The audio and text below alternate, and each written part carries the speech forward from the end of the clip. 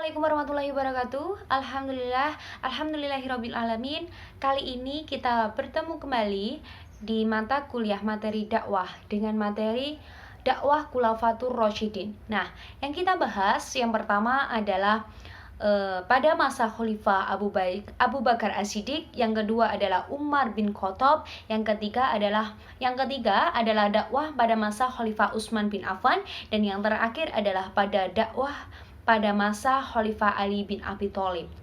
Nah, teman-temanku, yang kita bahas pertama adalah dakwah masa Abu Bakar As-Siddiq, di mana Abu Bakar As-Siddiq adalah lahir di kota Mekah, di mana dilahirkan 2 tahun beberapa bulan setelah tahun gajah. Jadi dapat dikatakan bahwa Abu Bakar As-Siddiq ini lebih muda daripada Nabi Muhammad SAW. Terus Abu Bakar terkenal dengan perilaku yang terpujinya, di mana tidak pernah mabuk-mabukan dan tidak pernah melakukan hal-hal keji, tetapi beliau tetap menjaga kehormatannya. Pada masa mudanya juga merupakan seorang saudagar kaya raya. Beliau merupakan orang pertama masuk Islam dari kalangan laki-laki dewasa. Nah, dalam kegiatan keislamannya, Abu Bakar mengikuti dakwah Rasulullah SAW. Abu Bakar sudah banyak mengajak orang-orang dalam mengikuti ajaran Islam. Contohnya adalah Utsman bin Affan, Zubair bin Awam, Abdurrahman bin Auf, Sa'ad bin Abi Waqqas, dan lainnya. Dan setelah itu, pada masa pemerintahan Abu Bakar As-Siddiq ini, dia menggantikan Rasulullah SAW ketika Rasulullah sudah wafat, di mana Khalifah Abu Bakar As-Siddiq adalah orang yang tepat untuk menggantikan Rasulullah, tetapi tidak menggantikan kenabiannya ya teman-temanku, tetapi menggantikan posisi jabatan dari kepala negaranya. Kenapa kok Abu Bakar As-Siddiq? Yang pertama karena Abu Bakar As-Siddiq memiliki prestasi yang sangat banyak. Yang pertama adalah orang yang masuk pertama kali di Islam. Yang kedua adalah orang yang menemani Nabi sewaktu hijrah ke Yasrib.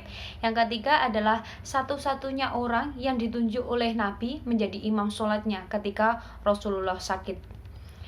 Setelah itu, pengangkatan menjadi khalifah juga bentuk kepemerintahan yang dijalankan Abu Bakar As-Siddiq mengikuti model pemerintahan sesuai dengan ajaran Nabi Muhammad SAW, di mana model pemerintahan masih berbentuk sentral karena belum mengenal pembagian-pembagian daerah seperti saat ini. Tetapi pada masa Abu Bakar ini, beliau tidak bersikap otoriter atau sesuai dengan kemauannya, tetapi beliau ketika ada masalah, beliau tetap berusaha untuk bermusyawarah untuk mengambil keputusan bersama. Di masa Abu Bakar As-Siddiq ini ya teman-temanku, adanya peperangan masih berlangsung ya, tetapi meskipun di dalam negara maupun di luar negara, pemerintahan pada masa ini masih tetap berpegang pada musyawarah dalam menyelesaikan suatu hal. Hal ini besar dilakukan pada masa Abu Bakar. Terus yang kedua, yang selanjutnya yang kita bahas adalah karakteristik dakwah pada masa Abu Bakar As-Siddiq. Pada masa Abu Bakar As-Siddiq ini, penyebaran agama Islam memberikan instruksi kepada sebelum terjadi perang itu, beliau Abu Bakar As-Siddiq ini memberikan instruksi kepada tentaranya bahwa lebih baiknya kita seperti gini, lebih baiknya kita mengajak orang-orang tersebut sebelum peperangan dan diberikan waktu 3 hari untuk berpikir bagaimana untuk masuk agama Islam tersebut. Dan alhamdulillahnya pada masa itu banyak yang mengikuti ajaran-ajaran agama Islam tanpa adanya peperangan.